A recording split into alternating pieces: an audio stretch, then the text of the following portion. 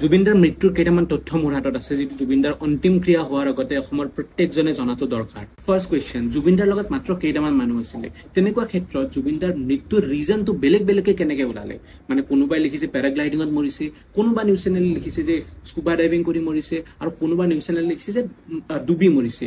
গতিকে এটা জায়গাৰ পৰা তিনিটা ইনফৰমেশন কেনেকৈ আহিলে? সেকেন্ড কোৱেশ্চন, জুবিনদা এজন বহুত ভাল সিংগাৰ আছিলে, তেনেকুৱা ক্ষেত্ৰত তেওঁ ডুবি মৰাটো যদি তেওঁৰ একো সিজাৰ এটেক আহা নাই, তেওঁ ডুবি মৰাটো কেনেকৈ পসিবল, আৰু ডুবিব কেনেকৈ পাৰে য'ত তেওঁৰ ওচৰত ইমান কেইজন মানুহ আছে? থাৰ্ড কোৱেশ্চন, আমি বাহিৰা দেশৰ এখন হস্পিটেলৰ পোষ্টমৰ্টম ৰিপৰ্টটো কিয় মানি আছো য'ত আজি পইচাৰে সব কিনিব পাৰি, আৰু য'ত তেতিয়া জুবিন গাৰ্গৰ লগত থকা প্ৰত্যেকজন ব্যক্তিয়ে আজি সন্দেহৰ আওৰাত? ফোৰ্থ কোৱেশ্চন, পোষ্টমৰ্টম ৰিপৰ্টত আহিছে যে ডুবি মৰা বুলি, কিন্তু ডুবি মৰা ইনসিডেন্টটো খুব কম সময়ৰ ইনসিডেন্ট নহয়।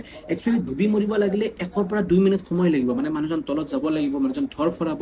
তো এইটো কেনেকৈ পসিবল যে কাষত থকা মানুহকেইজন থাকোতে জুবিনদা ডুবি মৰিব পাৰে? আৰু আজি তেওঁৰ বন্ধুজনৰ ইন্টাৰভিউ দেখিছো, যিটো বৰ্ণনা দিছে সেইটো ডুবি মৰাৰ বৰ্ণনা নাছিলে, কাৰণ তেওঁৱে কৈছে জুবিনদাই খাতুৰি থকাৰ মাজতে নিজে নিজে হাত ভৰি নচলা হৈ গৈছে আৰু মুখেৰে ফেন ওলাইছে। গতিকে এইটোতো ডুবি মৰাৰ চিমটম নহয়, স্লো পয়জন দিলেওতো এনেকুৱা হ'ব পাৰে। আৰু শেষৰটো কোৱেশ্চন, ইমানবোৰ হৈ থকাৰ পিছতো জুবিনদাৰ লগত থকা সেই গোটেইজন মানুহক আজি অসম চৰকাৰে কিয় অসমলৈকে আনিব পৰা নাই? মই কোৱা নাই এইটো হত্যা আছিলে, কিন্তু এনেকুৱা হ'ব নালাগে যে সেই প্ৰত্যেকজন মানুহ প্ৰায় 5-6 মাহ পিছত আহিলে যাতে অসমত এতিয়ালৈকে এটা নতুন টপিক আহি যাওক আৰু অসমৰ মানুহে এই কথাটো পাহৰি যাওক। কিন্তু মই ভালদৰে জানো যে অসমৰ মানুহে এইবাৰ পাহৰি নাযায়, কাৰণ জুবিনদাই আমাৰ বাবে যি কৰিছে সেয়া যদি আমি পাহৰি যাওঁ, আৰু জুবিনদাই যদি ন্যায় নাপায় আমি কি ন্যায় পাম? আমাৰ লগত যদি কেতিয়াবা কিবা হৈ যায়, আপোনাৰ মোৰ লগত যদি কেতিয়াবা কিবা হৈ যায়, আমি কি ন্যায় পাম? আজি এই ভিডিঅ'টো সঁচাকে বহুত দুখত বনাইছো। মই এনেকুৱা ভিডিঅ' আপলোডে নকৰো। আমি সকলোৱে বিচাৰিলে 1 ৰাতিৰ ভিতৰত ন্যায় আহি যাব পাৰে। গতিকে মই অসম চৰকাৰক ৰিকুৱেষ্ট কৰিছো যাতে এই মামলাটো বহুত পিছাই নাথাকে,